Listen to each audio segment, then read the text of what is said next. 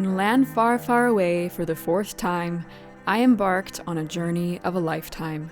Does it still count as a journey of a lifetime if it's the fourth one? So I dressed myself in a white cotton bonnet, a mid-Victorian wool wrapper, and prepared to undertake the grueling journey to a sort of Victorian parallel world.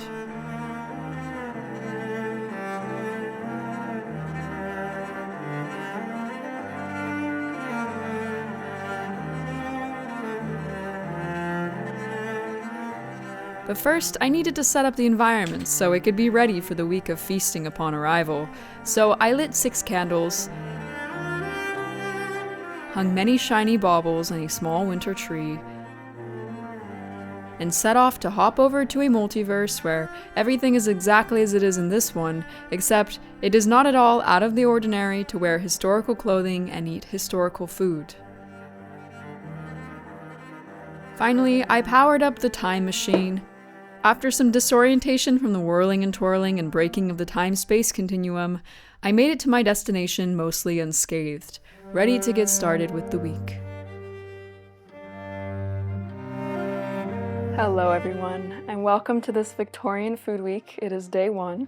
I felt that it was time to venture into the Victorian era because I already had plenty of historical clothing ready. Now, unlike prior food weeks I've done, where finding primary source cookbooks was very difficult, if not impossible, the Victorian era is rife with primary source cookbooks. There were numerous best-selling cookbooks during the Victorian era, and these were primarily referred to by the middle and upper classes, due to the fact that, first of all, most of the middle and upper class Victorians were the ones that could afford these ingredients and host dinner parties where you might need these recipes, and also because, unfortunately, many poorer Victorians were not able to read or write. This is very much the case during the early to mid-Victorian period, but thankfully by the end of the era, literacy increases immensely. Dominique Selwood in the article The British and Reading: A Short History expresses, "The steep hike in literacy came in the 19th century among the working class. In 1800, 60% of men and 40% of women were literate, but within a century the number had soared to 97% for both sexes, with the rise almost totally attributable to education. At the start of the period, there was no meaningful schooling available to most children." Therefore, just for clarification, I'm going to be eating food that was most common amongst the middle and upper class Victorians and not as much for Victorians that were living in poverty. And that's because all of the recipes for this week are going to be coming from one primary source cookbook. I just chose one this time to make everything simple, and that's the cookbook called Mrs. Beeton's Everyday Cookery. This book was published in 1863, and it's meant to essentially serve as a cookbook that you can utilize with ingredients that you might already have in your home, I guess, if you're middle or upper class, because some of these ingredients I don't think a lot of people would have in their home during the Victorian era, especially those who didn't have the money to afford these ingredients, but I digress. But this is a really lovely cookbook, and it was full of so many recipes. I went through all 800 and something pages to find the very best ones that sounded the most delicious and the most interesting, and also the most feasible. There were some that were just so complicated that I was like, I don't know if I want to spend 10 hours making this meal. I already had my breakfast and lunch today, actually. They were really simple meals. For breakfast, I had a very classic meal which was quite typical for the Victorians, according to a BBC article called How to Eat Like the Victorians, which states, "In the early years of the Victorian era, breakfast would have consisted, if you could afford it, of cold meats, cheese, and beer. In time, this was replaced by porridge, fish, eggs, and bacon, the full English." So therefore for breakfast, I had some cold cut meats and cheese, but no beer because I don't drink. Trust me, the food week is still going to be interesting even though I don't drink. I think one thing about the past is that it is full of diversity and there were lots of different people living many different lifestyles. As for some other things that the Victorians regularly eat, the same BBC article states, "There were plenty of cheap seasonal vegetables to be found in the markets, including onions, cabbage, leeks, carrots, and turnips. The main fruits were apples in the winter and cherries in the summer. Additionally, many nutritious nuts were eaten, such as hazelnuts and chestnuts, as well as omega-rich seafood and oily fish. And then for lunch, I had quite a classic which came from the Everyday Cookbook, and it was egg sandwiches. Basically, I hard-boiled some eggs and sliced them thinly, seasoned them with oil and vinegar, salt and pepper. Then I added some butter to rye bread, and then finally I added the eggs and then watercress on top for garnish, and this was delicious. It was a classic, it was really tasty, protein-rich, and made me feel really energized for the rest of the day. I give that meal a 4 out of 5 corsets, and corsets are going to be the rating system for this video, as you may have expected. I'm about to go and get dinner ready, and I have something really delicious on the menu, but before I do, I'd like to thank the sponsor of today's video, June's Journey, who helps to make videos like this one possible. June's Journey is a free-to-download mobile hidden object game. The storyline follows a detective named June Parker who's on a quest to solve the murder of her sister. And along the way, she discovers all sorts of family secrets. It's set in the 1920s, so there's all sorts of beautiful vintage objects and outfits and set decorations. All of the hidden object scenes are colorful and vibrant and just so much fun to look at. In addition to finding hidden objects, you can also customize and remodel your own garden island and mansion. I particularly love all of the seasonal items, and especially this time of year, I don't know, it just puts me into the spirit.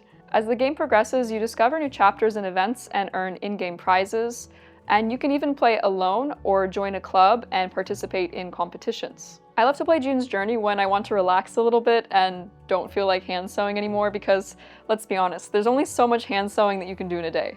Download June's Journey for free by clicking the link in the description or by scanning the QR code here on screen. The game is available for iOS and Android devices as well as on the PC. Thank you so much to June's Journey for sponsoring this video, and now let's go and make some dinner. So I started the week out very historically by boiling an entire chicken. This is a soup chicken, so it is specifically an older one to be cooked for a long duration of time. I chopped a turnip, along with some carrots, and couldn't resist having a little snack. And I stuck 2 cloves into an onion. Then, in typical Nero-spicy fashion, I decided to cook 2 dishes at once. So I started to separate some gem lettuce, and I chopped some leeks, for the other dish, obviously, and decided to check in on the boiling chicken. I added in my onion with clove eyes, the turnips and carrots, and let the soup boil. I drizzled some balsamic glaze as well as some honey onto the lettuce leaves, and gave it all a big mix. I removed the chicken, which had been boiling now for quite a while, added chopped leeks and rice into the pot of soup, and then I shredded the chicken off camera because it was a difficult and messy ordeal, as one might imagine, and I added the meat back into the soup. After a good stir, I left the ingredients to boil for a while longer.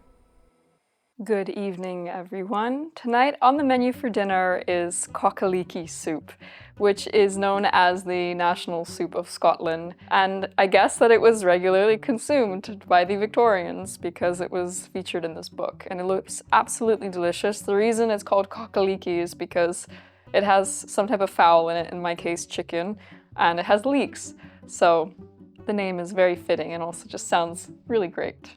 Alright, well let's dig in and see what it is. Like, it has rice in it, so it's almost quite gelatinous, kind of like if you make rice pudding, it sort of has that starchy film, but it smells really good and it's been boiling for quite a while.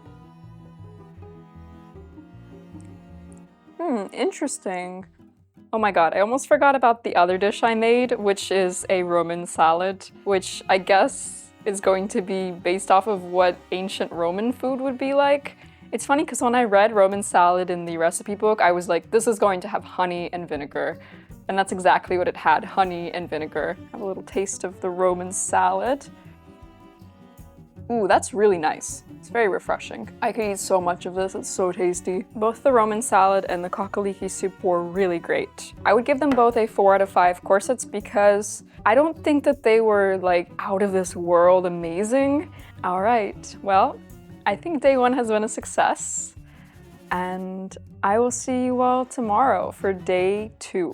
Hello everyone, and welcome to day 2 of the Victorian Food Week. As you can see, obviously. Today I'm wearing an 1840s style look with a linen 1840s dress that I made, and this antique collar and this antique hazelnut brooch, which is one of my favorite items in my collection. Now I decided, since I've already tried the classic Victorian breakfast, I'm going to, for the rest of the week, basically choose another item off of the recipe book. I tried to pick things that were suitable, I felt like, for brunch or lunch or maybe even breakfast. You know, salads and sandwiches and eggs and that type of stuff. So for breakfast this morning, I had beef sandwiches. In general, I am someone that really loves sandwiches, so maybe I'm a bit biased on this opinion, but I thought it was delicious. Basically, I took rye bread and then spread it with mustard and curry butter. And then I added thin slices of cucumber and tomato, and then I put roast beef, and then finally watercress. The last thing I did was I seasoned it with salt, pepper, and vinegar. And then for lunch, I kept it nice and simple, and I just ate the leftovers of the coccoliki soup because, yeah, I don't want that to go to waste. It was so delicious anyways, and it tasted just as good today. For the beef sandwiches, I would probably rate them a 4 out of 5, a 5 out of 5 corsets. I think that they were better than the egg sandwiches I had the day prior, which is why I want to give them a higher rating. One thing I didn't really speak about yesterday was what poor Victorians ate. Now, obviously, as I mentioned yesterday, this week is going to be following a middle to upper class diet. But as for what poorer Victorians ate, there's a BBC article called "Poor Rural Victorians, quote-unquote, had best diet." And I found the title of this article very intriguing, so I started to read it. And the BBC states, "For many poor people across Britain, white bread made from bolted wheat flour was the staple component of the diet. When they could afford it, people would supplement this with vegetables, fruit, and animal-derived foods, such as meat, fish, milk, cheese, and eggs, a Mediterranean-style diet." So whilst I guess the poor rural Victorian diet had a lot of variety, it really depended on whether or not people could afford it. And unfortunately, more often than not, a lot of people could not afford a diverse diet. My guess is that a greater diversity in diet would have been more possible for rural poor Victorians, but when it came to poor Victorians living in the city, my assumption is that it would become even harder to find a large diversity of ingredients to cook with. I just wanted to speak about this briefly because I feel like poor and working class people throughout history often get forgotten about and don't really get spoken about that often, so it felt important that I included this information. Alright, well, I'm gonna get to cooking, and I will see you all tonight for dinner time. The day 2 dinner making commenced, and I was about to do something that felt absolutely disturbing. No, not peeling a cucumber, that's fairly typical. Boiling cucumbers. Let's just forget this is happening for a moment. Again, I decided to cook 2 dishes at once, so I chopped some parsley, a shallot, and I had to prepare lemon in all ways that you can imagine.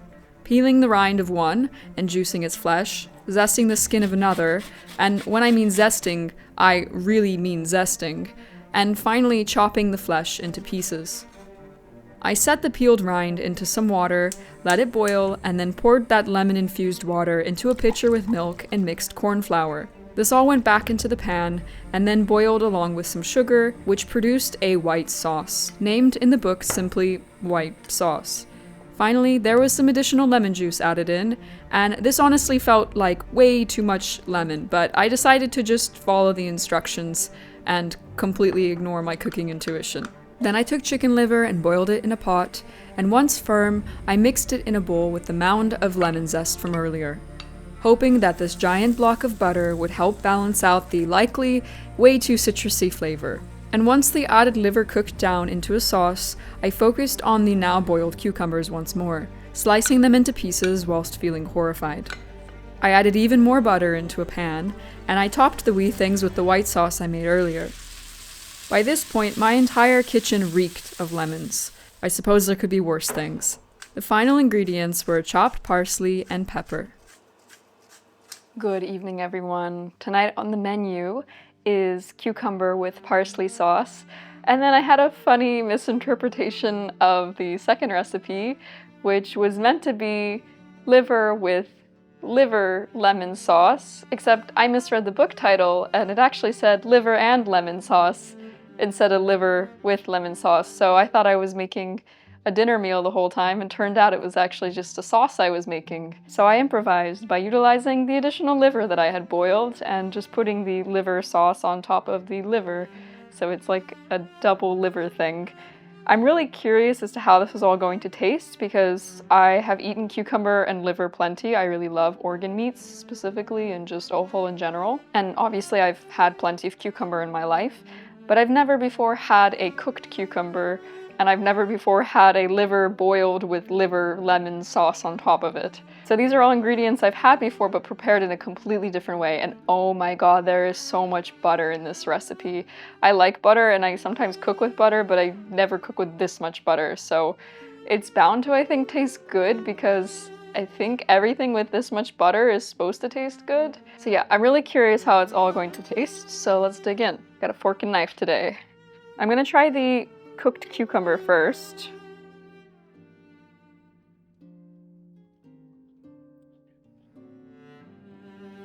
I really don't know how to feel about this recipe. The texture is just really confusing, and as well as the flavor. It reminds me of courgette, except it's not as mild, and it's sort of melon-like, because cucumber is like melon-like in some ways, the refreshing crispness of it. And it's a very watery fruit, so it has that kind of crispness, but then it has the slight flavor of a cooked courgette. And on top of that, it has a very interesting texture because it's a bit slimy. It's unique. It's also very lemony. I didn't try anything as I was cooking in order to like not spoil the surprise for the flavors. So I just try to follow the recipe as closely as possible, and then whatever is on my reaction here is the first time I'm reacting to it. Yeah, it's like a slimy, watery courgette. Okay, so now let's try the liver and lemon sauce. That's such a mouthful, but you get my point. Liver with liver lemon sauce on top. There's a lot of lemon today, and I don't know why I did this, but I just thought it was like, oh yeah, there should be a lot of lemon today because the two kind of paired up nicely in my opinion. The liver and liver lemon sauce is good, but it's just way too lemony. The recipe calls for the entire rind of a lemon, the whole thing zested. And again, because they just say lemon, it's like, okay, how big of a lemon? So I used a kind of big lemon. I mean, it's not the biggest lemon I've ever seen, but it wasn't a small lemon. And two, we don't really know what the varieties of lemons for them were like back then, so perhaps their common lemon variety would have been quite small. But yeah, whatever it was, I put way too much lemon on this liver and lemon sauce, and it's almost bitter tasting because it's so lemony. So it is a good recipe, I can tell. It's just something that I did, and I guess it's also due to the vagueness of the instructions. So I would give this meal a 2 out of 5 corsets. It's not inedible, but there's definitely some things that I could have done differently. I think that this is why sometimes cooking with these recipes, older recipes, is a little bit tough. Kind of requires often more than one try for a single recipe, because things like calling it 1 carrot or 1 lemon or 1 cucumber is just not very descriptive of a measurement, and so you end up with an off balance with your flavors. And when I'd be cooking for myself, I would have put way less zest and way less lemon, but I just wanted to follow the instructions like they were in the book. That way I could actually get a true experience of what they would have been like. Tonight's dinner has been an interesting learning experience of follow the instructions in the book, but also try and follow your own intuition as much as you can. Well, thank you so much for watching today's dinner, and I will see you all tomorrow for day 3. Hello everyone, and welcome to day 3. I'm wearing a wool 1860s dress that I made today, as well as this Sonntag, which is a knitted wrap that was quite common during the mid-Victorian period. It was knitted by one of my friends, and then I paired it up with my antique hazelnut brooch that I love so much. For breakfast today, I had a new recipe from the book called shrimp salad, and basically I took pre-cooked shrimp and then mixed it with a mayonnaise sauce, as well as chopped cucumber and some various mixed lettuces. I would say that it was pretty good, except I'm not a huge fan of mayonnaise sauces on salads, I realized. And so I think it would have been more my palate with a vinegar-based dressing, so perhaps in the future I'll try it again, but with a vinegar-based dressing. Just because of the mayonnaise dressing, I give it a 3 out of 5 corsets, but if you're someone that likes mayonnaise dressing on food, then you will probably love this salad. And then for lunch, I had some of the leftover liver with liver and lemon sauce. Because the lemon rind made it so bitter last night for dinner, I decided to add some cream into the sauce this time today, and that helped so much because it basically just made everything a little bit sweeter, and it helped to kind of cut away a bit of the bitterness from the lemon rind. I really enjoyed it a lot more today with adding a little bit of heavy cream. All right, well, I'm going to go and do some of my daily things, and then I'm going to get dinner prepped, and I will see you all tonight. So I added some stock into a pot, along with some fresh cod, another onion stuck with a clove, and after a while of boiling, I poured in a pint of milk. Then I attempted to make some fried croutons, but it only sort of worked. So I set that aside and moved on to cooking some rye flour in a pan with so much more butter. I took the fish soup a ladle at a time and added it into the buttery flour, and then poured this back into the bigger pot of soup. I let this simmer for a while, but I started to feel genuinely concerned about how small my candles were becoming, and so I was hoping that they would just hang in there until dinner was over. Welcome to the dinner time of day 3.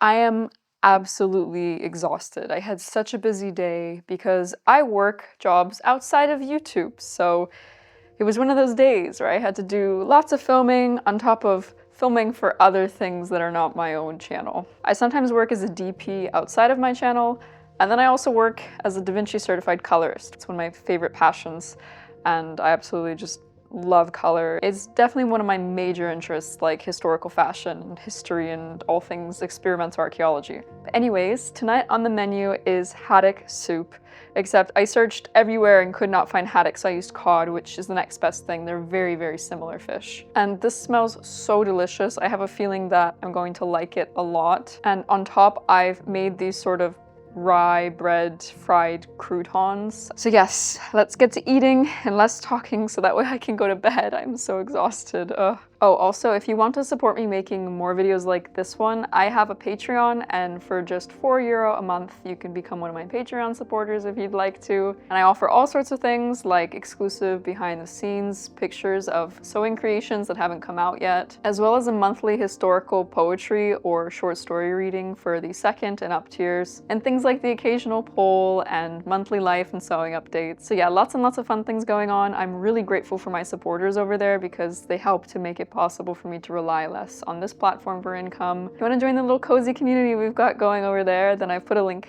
in the description box down below. All right, let's have some soup now. Mmm, so tasty. I mean, how could it not be? It had 2 ounces of butter. Wow, so good. Oh, spilled on the table. Can't waste any drops. Wow, that was so good. I gave this one a 5 out of 5 corsets. And I decided not to sieve out the ingredients like they said to do in the book because I like a chunky soup. And I think that I preferred it this way because I actually got to like taste the pieces of the fish, and well, that was a great way to end my day. Now I feel like I have a little bit more energy so I can actually get moving and into bed. But I'll see you all tomorrow for day 4. It is day 4, and I'm currently getting dinner ready, so I thought I would talk to you all for a little bit whilst everything's cooking. So today for breakfast, it was leftovers. I had some of the remaining shrimp salad that I hadn't finished the day prior, as well as some of that leftover cod stew that I made, and it was so delicious the next day as well. And then for lunch, I prepared a new recipe from the book, which is a potato omelet. Now, one thing about Victorian cooking that is kind of frustrating is the fact that Victorians often showed their wealth and status within their cooking. So even middle-class homes typically had at least one servant. And a lot of the recipes require all these additional superfluous and kind of pointless, but just to be a little bit fancier steps. And so it makes cooking these recipes kind of fussy, especially because I'm someone that tends to cook for efficiency. I'm one of those people that loves to just chop a bunch of things up, throw it in a pot, and just eat that. You know, it's much easier to, I think, cook with just one pot or one baking tray than to be using all these random gadgets, but the middle and upper class Victorians were really into showing off their status and their wealth, including all the most recent gadgets that were being invented for cooking. So instead of just chopping up some potato and mixing in some eggs with a fork and throwing it on a pan, no, this recipe was a whole ordeal. I had to basically bake potatoes and then try and remove the insides of them from the skin by moving them through a fine mesh sieve.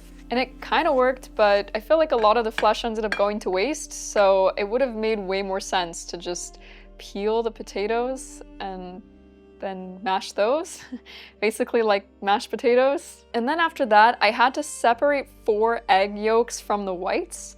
And so then I mixed in the egg yolks with the mashed potato inside, and I added some black pepper, salt, a little bit of nutmeg, and a few drops of lemon juice. And then I took the egg whites, and they instruct you in the book to whisk them to the point of being a stiff peak. I've actually never had to whisk egg whites like this before because I don't really use a lot of baking recipes where you need stiffened egg whites, but it was quite an interesting process. I found it to be actually really entertaining to see the different progressions from being kind of like foamy to a soft peak, then to a stiff peak. Then you're instructed to put those back into the mixture with the yolks and potato, mix that all together, and you end up with this like fluffy omelet mixture. Then I took an ounce of butter, put it in a pan, put the mixture into the pan so it was like a fluffy omelet sitting in the pan, and then I cooked that, and then I got really nervous because I was like, oh god, I have to flip this thing, and it's huge. It was like a giant cast iron pan, and I'm just thinking, how am I gonna flip this wobbly, foamy thing? And I flipped it and it worked, but all of the egg white came splattering on me. I had to clean myself up and even change clothes. Yeah. It was a whole ordeal. And then I went to taste it and it was not that great. So after all of that work and effort, the flavor was really good, but the texture was not. It was like too airy and starchy feeling. I guess I'd give it a 3 out of 5 corsets. There was also a storm that rolled over whilst I was making my potato omelet, and so everything got really dark all of a sudden. I had to light some candles to be able to actually properly film what I was doing because, yeah, it just got very stormy and gloomy and just turned the whole house very dark. I guess the gods were like, oh no, wait, don't keep making this weird, fluffy, starchy potato omelet thing with stiffened egg whites. It might be a little bit of a disaster. Maybe they were warning me. Anyways, it was a fun experience. It was definitely not one I've had before whilst cooking. Also, I forgot to say, but the shrimp salad was so much better today than it was yesterday because I think everything had a bit more time to marinate and the mayo wasn't as thick and gloopy. It was more thinned out by the other ingredients, like the juices from the cucumber and things like that. So I would give that a 4 out of 5. It was really, really good today. Well, I'm gonna keep cooking and I'll see you all later on for dinner time. So hopping into the time machine and traveling back in time a little here, dinner started out with some chopped endive, some boiled potatoes, and this beautiful candy cane beetroot. How festive. I added a small spoonful of vinegar and some mustard into cream and dressed the chopped endive, topping the salad off with some watercress, and setting it aside for a moment because, again, cooking more than one dish at once. I mashed the boiled potatoes, added in some cream, and I cooked spinach down, which I'll be using later. Then the salad was topped off with some boiled beets, and it was complete. I tried to shred an onion to the best of my ability, and it was moderately successful, but it took a lot of elbow grease, so eventually I decided to just switch to fine chopping, and naturally, this whole process irritated my eyes, and I was about to cry. Why couldn't this be a multiverse where crying from onions isn't a thing? And now let's enter into real time again, well, except I'm recording this from the future. Hi. I took some roast beef and lightly fried it in a pan, and then I fried up the shredded but also chopped onion in some olive oil. I added the mashed potatoes and cooked greens into the pan, let it all infuse together for a while, and dished out the ingredients onto a plate. Just look at those beautiful layers. By this point, my mouth was honestly watering, and I was very ready to eat. Tonight's meal is absolutely amazing smelling. And all the colors, I think, just look really beautiful together as well. It's 2 different meals. It's an endive salad, which I'm really excited to try because I love this kind of fresh vegetable type salad. And another dish called Bubble and Squeak, which is actually seen as some of the ultimate peasant food, except normally it's made with cabbage, but for some reason in this Victorian cookbook, they make it with any greens and they don't specify which greens. Bubble and Squeak is kind of like a leftovers meal in a sense, because although Victorians tried to show their social status and their wealth in their food, they also weren't wasteful, so they were not wasting food, and generally they were consuming them as leftovers and making them into other meals. The name is quite funny to me, so I actually looked into some history, and by the way, it's still consumed today in the UK. And apparently it's because of the kind of squeaky noise that cabbage makes when it's cooking, except it's just funny because My version did not have cabbage. I put spinach instead. And normally you would want to cook the roast meat a little bit more, but I like mine kind of bloody, so because of that I decided to just keep it a bit pink, but I did get it warm on the pan, so that was really nice. The salad is really delicious. Endive is a little bit of a bitter vegetable, and so the sweet beetroot pairs really nicely. And I chose these candy cane beetroots, so they're a little bit milder in flavor than the really red beetroots. And I just think the pairing of everything is so perfect. And instead of making the salad dressing recipe in the book, I actually made an alternative one from the book called salad cream. And I think that the salad cream pairs up so wonderfully because it just creates a little bit of milkiness to the whole dish. It's just very, very good. And there's like a little bit of mustard and it's just perfect. All right, let's try the bubble and squeak now. Wow, this is delicious. Oh my God, I could eat this for like years. And it's so nice with a salad next to it too. Oh my God. So good. I give both of these dishes a 5 out of 5 corsets. If you end up making either of these, I recommend you make them together because they're very, very good. Only thing that I was missing was the absence of the butter because I just didn't realize I was out of butter, and by the time I realized, well, it was too late to go get some, so tomorrow I'll restock on butter so that the rest of the recipes won't be suffering. Some of the flavors really stood out to me as well for the bubble and squeak, but in a good way. For instance, you could taste the hint of the shredded onion cooked in the oil, and it was so good. And then you could taste a hint of the vinegar as well, which was also just lovely. It just created a tiny touch of acidity to a very creamy meal. And I will see you all tomorrow for day 5. Good evening, everyone, and welcome to day 5. And today I decided to take it a little bit easier because I've been feeling quite tired. It's that time of year. I think it's very natural that the body wants to rest a lot more during winter.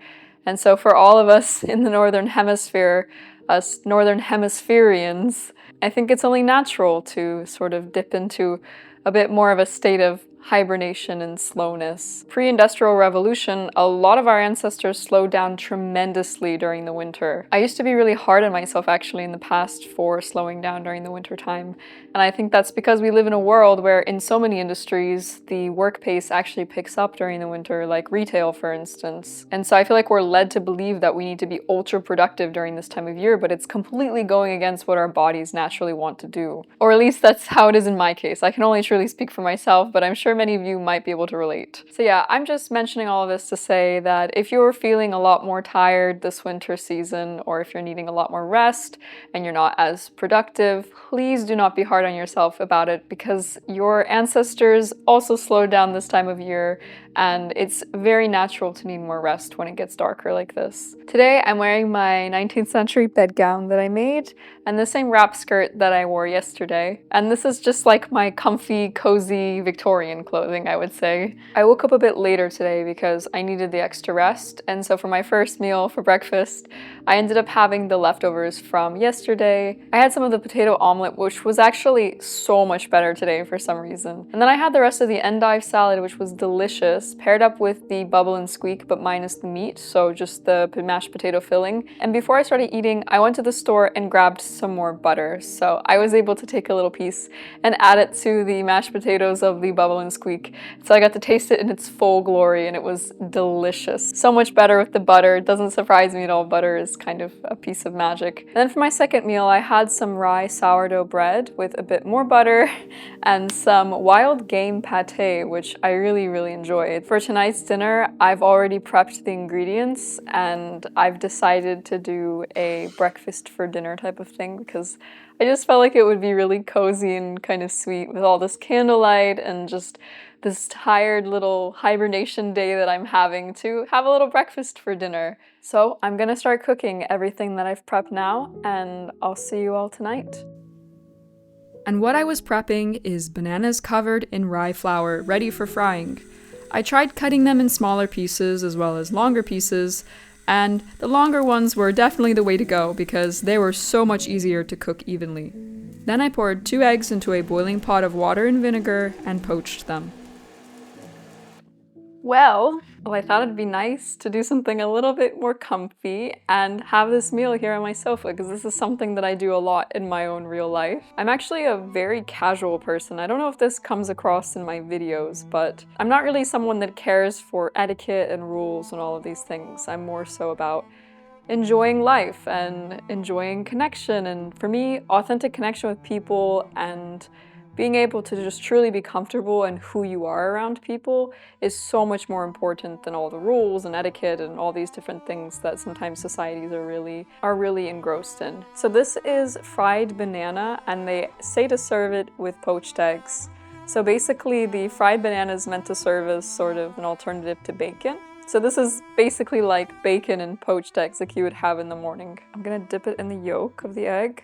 Ooh, it's really good. The yolk with the poached eggs is delicious, just coating the floured banana. That was so delicious. Obviously it tasted nothing like bacon, but I could see how for someone that's maybe vegetarian, and yes, vegetarians did exist in Victorian Britain. There are actually quite a number of famous people in history that were vegetarians. And it's interesting because in the book Mrs. Beeton's Everyday Cookery, where this recipe came from, there are so many dishes that actually will have in parentheses written vegetarian dish, which implies that probably some individuals who were cooking had to be mindful of the fact that some of their guests were perhaps vegetarians. So yeah, just a little fun fact about the history of vegetarianism in Britain for you. I bet you weren't expecting to learn about that today. I really enjoyed this fried banana. I would give it a 5 out of 5 corsets. It was just really tasty, and I have some left over now with the fried banana, so I think I'm gonna snack on those a little bit more. I'm gonna get some extra rest tonight, so that way I feel a little bit more recovered for tomorrow, and I will see you all for day 6. It is day 6. And today for breakfast, I had the final remnants of the potato omelet. And just like the day prior, it was much better. I love sitting by candlelight like this on a cold winter evening. And then for lunch, I tried another recipe out of Mrs. Beeton's Everyday Cookery. And this time it was tomato and sardine sandwiches. You know how I spoke yesterday about Victorian cooking being fussy? I feel like this was the definition of fussy. And I swear I made the ugliest sandwich that I have ever made in my entire life. There were so many steps to these sandwiches. I guess that they're sort of meant to be like finger sandwiches, you know, that you would serve maybe for tea time or something like this. So I had to take a tammy and then basically mash the tomatoes through that until the skins were left. And this made me feel really sad because I feel like I was wasting the skins of the tomatoes, and normally I would just eat those. I wouldn't usually throw them away. And then I took 2 hard-boiled eggs and removed the yolks from them, and then mashed those with the tammy as well to kind of create this really fine sort of yolk mixture. Then I added a little bit of butter, except I'm guessing I was meant to add room temperature butter, but mine was from the fridge, so it was pretty hard to blend with everything, but I did my best. And then I added a little bit of pepper and then also some vinegar to create slight acidity. So then I took my rye bread, which is really meant to be eaten as is and not meant to have the crust cut off. The instructions said to cut the crust off, so I did, and I had to sort of make them into like little long sandwich things, hence why my sandwich ended up being so ugly, because yeah, the bread is not meant for that and it sort of fell apart a little bit. But I did my best and I kept going, and I had to trust the process.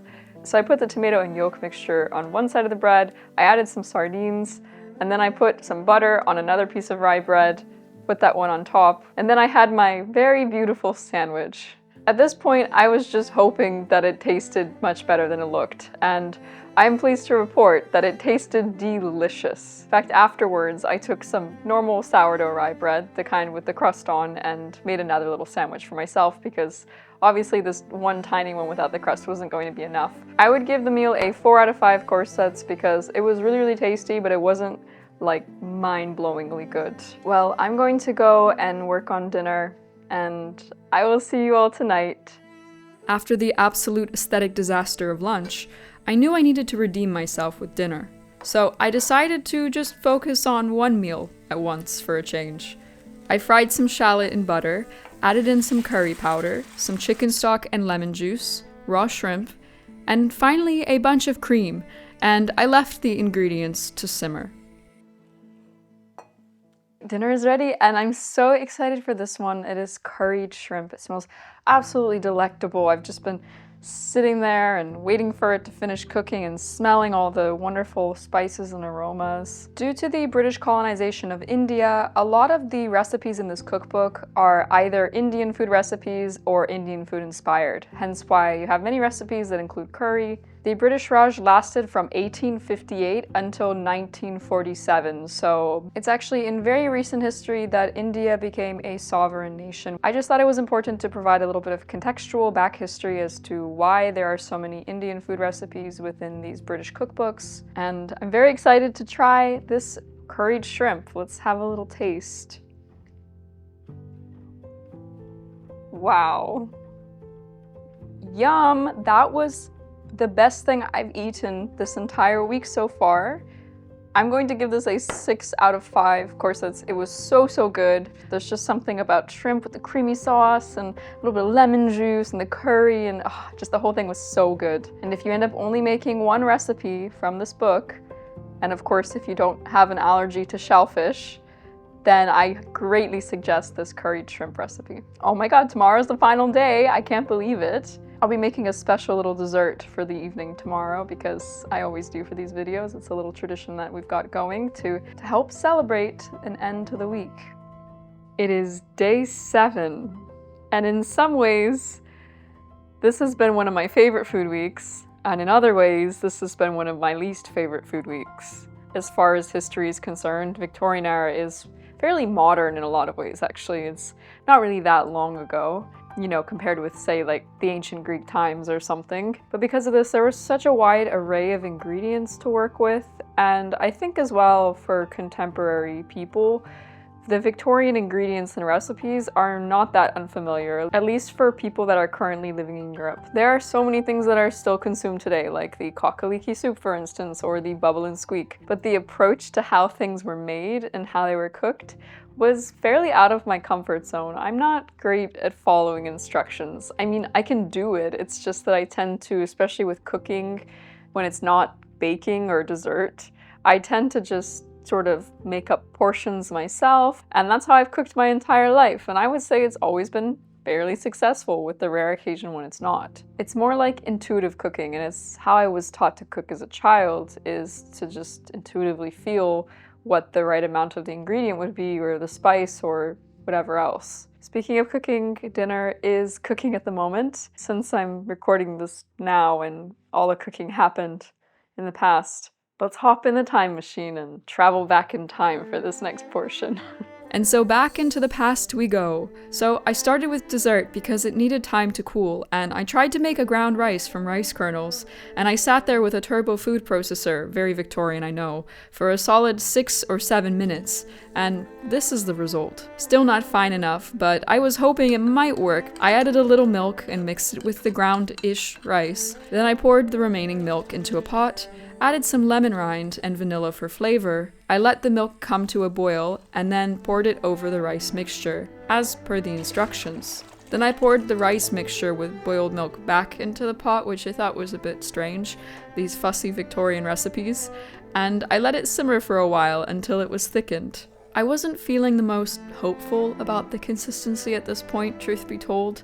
It still felt too chunky, but I poured the mixture into molds and set them in the fridge. Then I prepared a lot of chopped veg, some lettuce, cauliflower, carrots, turnips, and onion. I boiled some mutton in a pot of water for an hour or two and added the carrot, onion, and lettuce. I boiled this for another half hour or so, and then added in the turnip and cauliflower, simmering this for about another half hour. Now the final meal was complete, and I prepared to enjoy the last supper of this food week, thankfully. The last supper has commenced. I feel so excited right now, I don't know why. This is a soup called hodgepodge. For those of you that grew up in Britain or speak British English, you might know that hodgepodge means a confused mixture. And I suppose that's very much what this soup is. And I feel like most cultures, or many cultures I've noticed, have a sort of soup where it's a bunch of random ingredients that get mixed together. It's made with mutton meat, and fun fact, I actually know the organic sheep farmer that raises the sheep meat that I eat, so it feels extra special because I know exactly what went into it. I'm extremely passionate about permaculture and regenerative agriculture, and I actually think it's extremely important that whenever possible we build relationships with the people that grow our food for us. So yeah, it's just something that's really important to me, and I also find that in Europe the prices for organic food are way lower than other places. In fact, sometimes it's cheaper to buy organic than it is to buy commercial stuff. So yeah, I feel really grateful to be in that position, and I feel like organic food is a basic human right, but it's become a privilege to be able to eat organic food. I enjoyed that rant whilst I waited for everything to cool down a little bit. Let's get to eating. So the mutton is very tender. I mean, 3 hours in a pot, that would do it. It has that really kind of succulent, really slow cooked soup type of flavor where you can taste the bone broth. I feel like this is the ultimate historical food. Anytime I think of some time in history, I can always imagine just this slow cooked pot of stew that might be hanging outside or just sitting on a stove for a very long time and slowly cooking all the ingredients for a big community to enjoy. I feel like this is the kind of soup that is. I give this a 4 out of 5 corsets because it wasn't as good as some of the meals that got 5 out of 5 or 6 out of 5 like yesterday. Was that yesterday? Yeah, that was yesterday. But it was still a very good meal and a very perfect dinner for the last day as well as for a stormy winter's evening, which is what's happening right now.